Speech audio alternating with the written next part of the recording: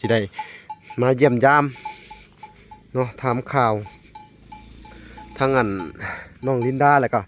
ป้าเพิ่นมาแต่หน้าแหละเห็นป้าเพิ่นมาพี่น้องเอ้ยเดี๋ยวจะขึ้นไปเยี่ยมยามก่อนพี่น้องเอ้ยเท่าโอ้อันนี้ขู่ไผเอาให้เนาะ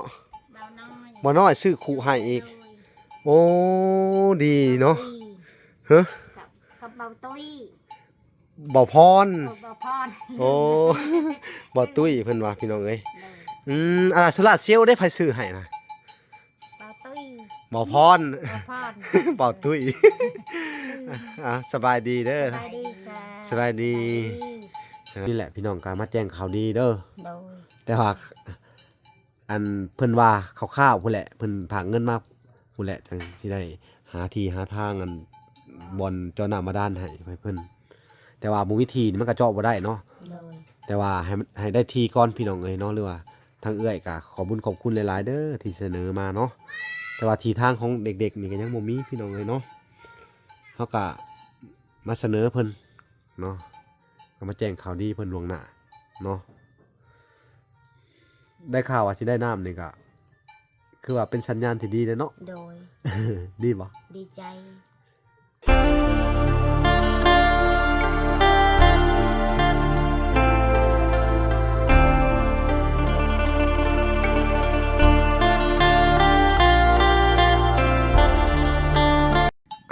โอเคพี่น้องเอ๋ยเนาะ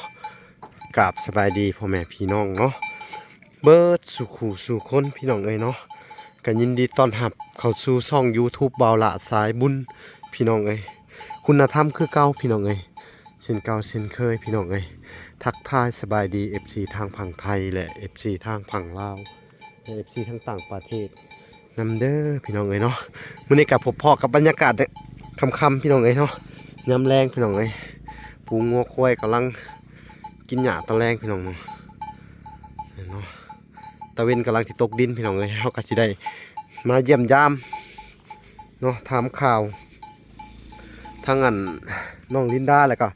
ป้าเพิ่นมาแต่หน้าแหละเห็นป้าเพิ่นมาพี่น้องเลยเดี๋ยวจะขึ้นไปเยี่ยมยามก่อนพี่น้องเลย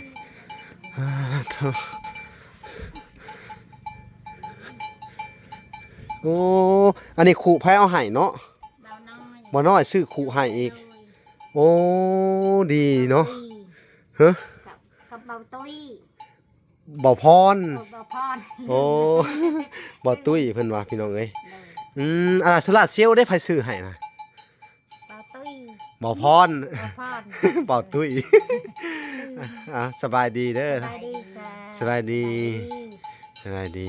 เป็นจังไดกินข้าวแลงไรกินแล้วเนาะโอ้มาแต่หน้าเลยเนาะป่าเนาะโอ้มาแต่หน้าผัวมาส่งเมื่อกี้นี่ผัวมาส่งโดยออกไปเลยเนาะกะนี่แหละมาอยู่เป็นอันน้องๆเพิ่นพี่น้องเมืองเนาะมันกับมีประตูหน้าต่างกับย่านอยู่เนาะอยู่ย่านอยู่พี่น้องเลยเนาะเป็นจังไดลินดาอันนั้นนะเขาบอกพ่อเพิ่นซื้ออันมาให้ดีใจอยู่บ่โดยดีใจเครื่องยังพวกเครื่องนอกเครื่องนุ่งเนาะพอกผ้าห่มเนาะมียังแน่ที่ขาดเหลือตอนนี้มียังขาดกระตกเสื้อเขาโอ้หวดมีระบอเข้ากับบ่มีอ๋อติบเข่ากับบ่มีหวยมีแล้วติบเข่าบ่มีโดยกับมาแกงเรื่องของอันเด็กน้อยนี่เนาะอันน่ะถ้าเกิดว่าท่านซะเด็กน้อยเพิ่นมีบุญวาสนาเนาะหรือว่ามีอันน่ะเรื่องอัน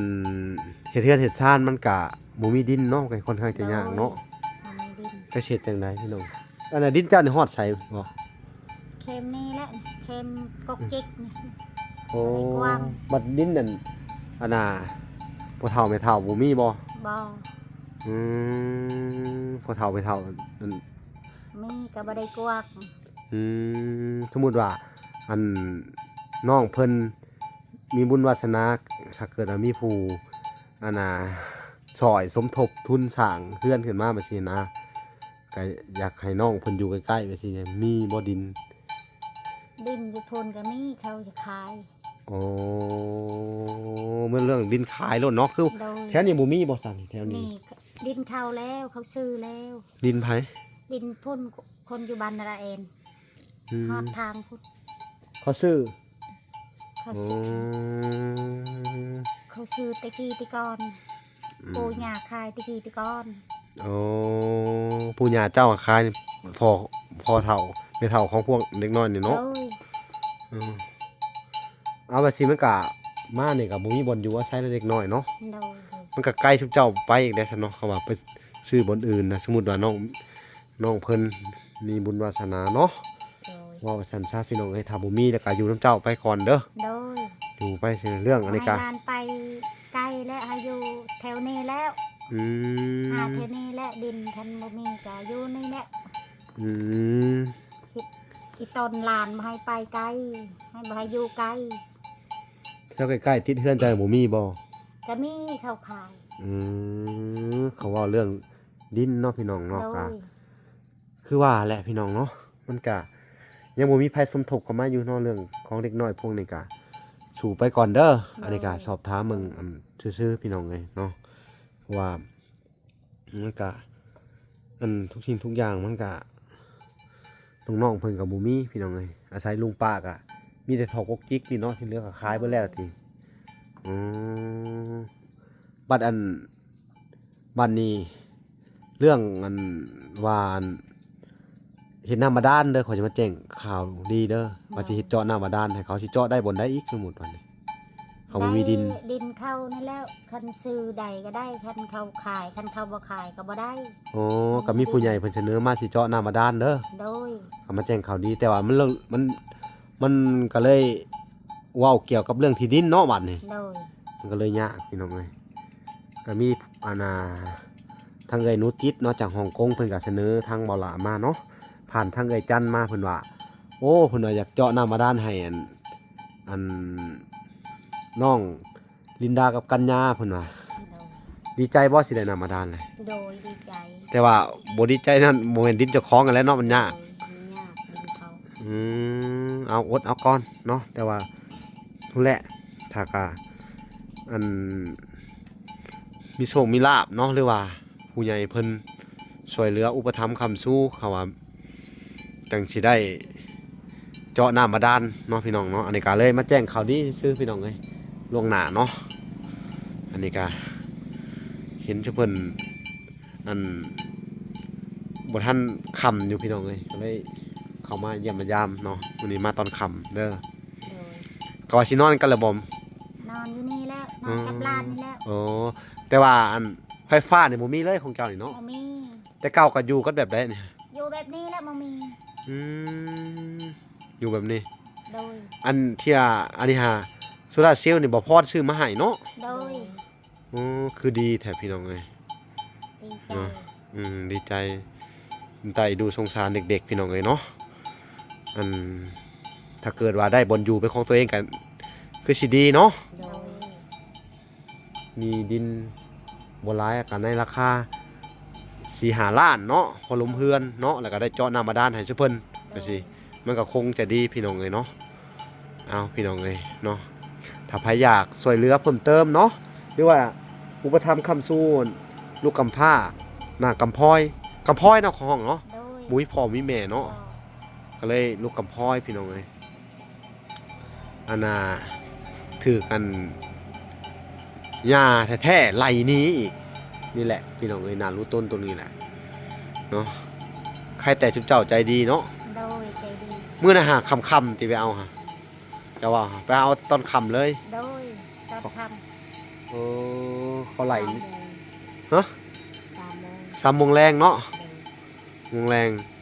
ชุบเจ้าย่างผ่านป่าผ่านดงมาบ่ โดย โอ้ชาวบ้านบ่สี่ทางว่าเขาอยู่ทางนู่นจุดนู่นเนาะ บ้านปง อืม ไปออกหน้าก็ไปลัดอยู่หน้าเลยบ่ไปทางนี้ โอ้ทางลัดไปหาหน้าทุกเจ้าพุ่นเนาะ โดยทาง ใกล้เติบบ่ ใกล้เติบ จากกันหน้าทุกเจ้ามาหับเอา โดย อืมใกล้เติบแนมเบิ่งหยังนะงัวกินหญ้า พี่น้องเอ้ย เอาจังได๋ก็สู้เด้อดินดา โดย สู้ๆเด้อน้องเด้อ โดย ลูกเด้อสู้ก่อน โดย อืม สู้ก่อนอดเอาก่อนเนาะคันว่าเฮายังมีบุญวาสนาเนาะ โดย ก็คือสิได้คือหมู่คือกองอยู่ถ้าบ่มีก็นี่แหละพี่น้องเอ้ยจักเฮ็ดจังไดก็แล้วแต่โชคแล้วแต่วาสนาของเพิ่นพี่น้องเอ้ยเนาะในเมื่อทางวาระก็และก็ทีมงานก็สิคอยมาติดตามเบิ่งน้องๆมาสิแหละพี่น้องเอ้ยเรื่อยๆไปก็มีแต่ว่าฝากไว้น้ำป้านี่แหละเนาะเจ้าก็ใจดีอีหลีบ่ทิ่มบ่ปะเนาะ บ่ทิมบ่ปะ เอาสู่ไปนำกันหั่นแหละจะเฮ็ดจังไดในเมื่อว่าจังได๋ก็เป็นลูกเป็นหลานทุกเจ้าเนาะสู่เด้อโอ้ใครมาอีกบัดพี่น้องเพื่อนนั่นบ่ โดย อืมเพิ่นมานอนบ้านบ่เพิ่นน่ะอันนั้นก็พี่น้องแหล้วเนาะ โดย พี่น้องอย่างไรเอ้านี่แหละพี่น้องการมาแจ้งข่าวดีเด้อ โดย แต่ว่าอันเพิ่นว่าคร่าวๆพุ่นแหละเพิ่นผากเงินมาพุ่นแหละจังสิได้หาที่หาทางอันบอนเจ้าหน้ามาด้านให้เพิ่นแต่ว่าบ่วิธีนี่มันก็เจาะบ่ได้เนาะ โดย แต่ว่าให้ได้ทีก่อนพี่น้องเอ้ยเนาะหรือว่าทางเอื้อยก็ขอบุญขอบคุณหลายๆเด้อที่เสนอมาเนาะแต่ว่าทีทางของเด็กๆนี่ก็ยังบ่มีพี่น้องเอ้ยเนาะเฮาก็มาเสนอเพิ่นเนาะก็มาแจ้งข่าวดีเพิ่นล่วงหน้าเนาะได้ข่าวว่าสิได้น้ำนี่ก็คือว่าเป็นสัญญาณที่ดีเลยเนาะ โดย ดีบ่ ดีใจ เอาเพิ่นว่าเอาแบบโยกเอาเพิ่นว่าเนาะ โดย โยกเอามันจะได้ออกกำลังกายแน่เพิ่นว่าโยกเอาออกกำลังกายพร้อมเพิ่นว่าและถ้าเกิดว่าใช้ได้นี่ก็โอเคอยู่แต่ว่ามันมุ้ยไฟฟ้าไปสิแล้วมันยาก โดย เนาะมุ้ยไฟฟ้าแล้วก็อันมันตายมากอะต้องมุ้ยเงินเปลี่ยนได้อีกบัดนี้แย่อยู่เนาะถ้าโยกแล้วโยกไปเรื่อยๆเนาะ โดย อดเอาก่อนเด้อ โดย สู้ๆเนาะอันนี้ครับอันมาแจ้งข่าวดีนั่นแหละเนาะพี่น้องเอ้ยเป็นจังไดนั่นแหละบัดนี้ต่อจากนี้ไปสิเฮ็ดจังไดถ้าเกิดว่าบ่มีความช่วยเหลือนี่น้องลินดาอันที่อยู่กับน้องจังไดเอาเว้าดู ก็อยู่กับป้านี่แหละบ่ได้ไปไส ถ้าเกิดว่าบ่มีเฮือนมีซ่านก็ บ่มีเฮือนบ่มีศาลก็อยู่น้ำป้านี่แหละบ่ได้ไปไส อยู่ไปเรื่อยๆเนาะ โดย ก็มีแต่พังความเพิ่นเด้อ โดย แต่เฮาวางแผนบ่สิเฮ็ดได้น้องสองคนวางแผนจังได อยากได้เฮือนอยากได้เฮือนคันมันอันนั้นอยากได้ดินคันมันมีโพช่วยเหลือหั่นคันมันบ่มีก็อยู่น้ำป้านี่แหละป้าก็บ่มี ก็อยู่น้ำป้าบ่ได้ไปไส โดยก็อยู่น้ำป่าเด้อ โดย เนาะถ้ามันมีฉะนั้นแล้วแต่บุญวาสนาของทุนเจ้าเด้อ โดย เพราะว่าทางอันทีมงานก็สิมาถ่ายทำไปสิแหละก็สิมาถ่ายเรื่อยๆอะไรมาเบิ่งมาแย่งทุนเจ้าเด้อ โดย ก็สิถ่ายไปเรื่อยๆแหละพี่น้องจักสิเฮ็ดจังไดเนาะทางอันหมอหลาแล้วก็หมอน้อยบ่พรพี่น้องเอ้ยก็สิค่อยมาเบิ่งมาแย่งน้องๆเพิ่นนี่แหละอดเอาก่อนเด้อ โดย สู้ๆอันนี้ก็นักหน่วงคือกันพี่น้องเอ้ยอันแบบเดียวกับน้องตุ้ยกับหานชีวิตนั่นก็เป็นลูกกำพร้าคือกันพี่น้องเอ้ยเนาะทั้งน้องตุ้ยทั้งเวลาแล้วก็ทีมงานก็ได้ช่วยเหลือเพิ่นเต็มที่แล้วก็ได้จกเคสไปแล้วพี่น้องเนาะเพิ่นก็ได้เฮือนแม่ซ่านได้ครบเบิดเนาะก็มีแต่ให้น้องๆเพิ่นก็หาอยู่หากินไปปกตินั่นแหละใช้ชีวิตแบบปกติเนาะอยู่ไปตามธรรมชาติที่คือที่เฮาเคยอยู่นั่นแหละเนาะ โดย แต่ชุมเจ้าก็อยู่น้ำป้าแหละถ้ามันบ่มีหยังก็เด้อ โดย ทางทีมงานก็สิคอยเป็นกำลังใจซอยเรื่อยๆเนาะ โดย สู่ไปอันน่ะเจ้าได้กันยา เป็นเบาอยู่กับป้าว่าทันดีว้าว เป็นอะไร ป้าหน่อย ทำบ่มีอยู่กับป้า โดย เออ บ่เป็นเบา เป็นอันว่าบ่เป็นเว้าบ่เก่งปานใดเนาะบ่เป็นเว้าพี่น้องเอ้ย เนาะตั้งแต่อันพ่อแม่บ่อันน่ะเพิ่นเสียนี่อันเฮาอยู่หั่นน่ะจักเดือนเพิ่นจังให้เฮาหนี เดือนหนึ่ง อืมอยู่เดือนหนึง โดย อืมเพิ่นไล่ตลอดบ่หรือว่าไล่แล้วก็เฮาก็ออกมาเลย ไล่แล้วเฮาก็ออกมาเลย อืมหรือว่าเพิ่นค่อยๆไล่เฮาตลอด ไล่และไล่เฮาไล่แล้วก็เฮาออกเลย อืมแล้วก็อันคือกินข้าวกินน้ำได้เพิ่นก็ห้องบ่อยู่หั่น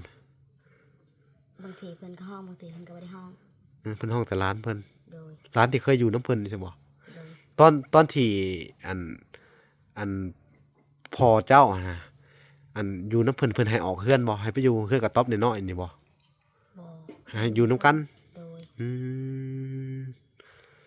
จุเจ้าก็จุเจ้าก็เกิดอยู่พุ่นแม่นบ่เกิดแต่น้อยบ่หรือแนวใด เกิดอยู่พี่ อืมแต่ตะกี้อะเกิดอยู่พี่ โดย และอันกลับไปอยู่อันน่ะน้น้ำแม่คืนน้ำแม่อันแม่ย่าคืนเนาะ โดย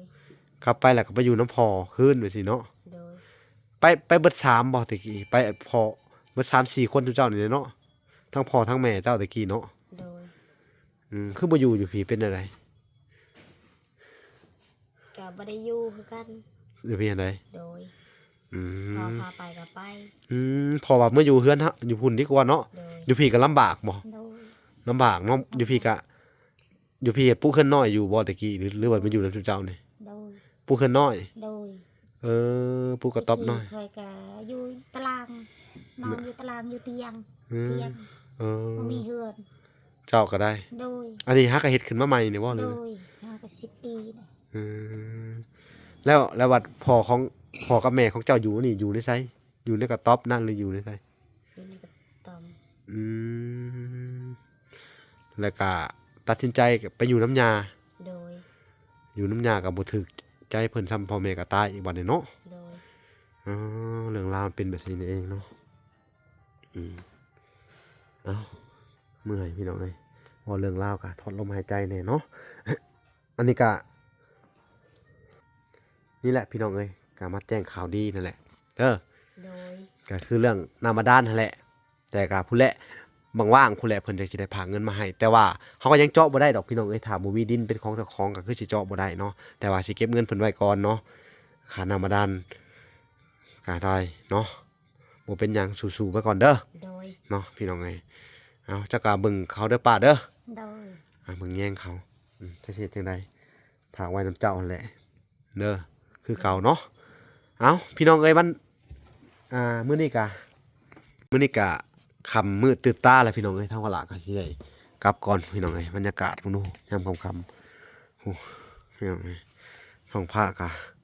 มืดลงแล้วพี่น้องเอ้ยเนาะเมื่อกี้นี่ก็มีฝนตกพี่น้องเอ้ยว้าฝนตกเข้ามาเนาะใครแน่แต่ว่ามีไผเนาะนี่หุ่งเลย โดย บ่พรซื้อให้ใหม่ โดยดีใจ ๆดีใจนำเด้อ โดย สู้ๆอดเอาก่อนเนาะถ้าว่าเฮายังอันมีบุญวาสนาก็คือสิได้นำหมู่อยู่เด้อ โดย ถ้าบ่มีก็ได้แต่เป็นกำลังใจให้จุมเจ้าเนาะ โดย สู้ต่อไป โดย แต่ว่า โดยหา อันเวียกงานก็ไปหาหน่อหมอกหน่อไม้อิหยังคือเก่าจุมเจ้าเด้อ โดย ตอนเช้าก็อันพาน้องไปหาขุดจีรอเนาะ โดย หาอยู่หากินแบบธรรมชาติคือเก่าแหละเด้อ โดย พี่น้องเอ้ยเวลาเชื่อว่าน้องเพิ่นขยันพี่น้องเอ้ยหาหักหน่อไม้หน่อตอกไปขายเนาะขุดจิรอคือตะกี้นั่นแหละสู้อดเอาก่อนเนาะ โดย พี่น้องเอ้ยคลิปนี้ก็มาอัปเดตเนาะแล้วก็มาแจ้งข่าวดีน้องๆเพิ่นเนาะแต่ว่าเรื่องของน้ำบาดาลนั่นแหละพี่น้องเอ้ยเนาะทางเวลาก็สิได้ลงมือตอนมีดินเนาะถ้าบ่มีดินก็สิถ้าเพิ่นผากเงินมาก็จะได้เก็บไว้ก่อนพี่น้องเอ้ยเสนอเพิ่นว่าดินบ่ทันได้มีอหยังประมาณนี้แหละเนาะโอเคคลิปนี้ก็สิได้ลำลาก่อนพี่น้องเอ้ยมันก็ค่ำมืดแล้วเวลาก็จะได้กลับบ้านก่อนเนาะไปติดตามกันใหม่อีก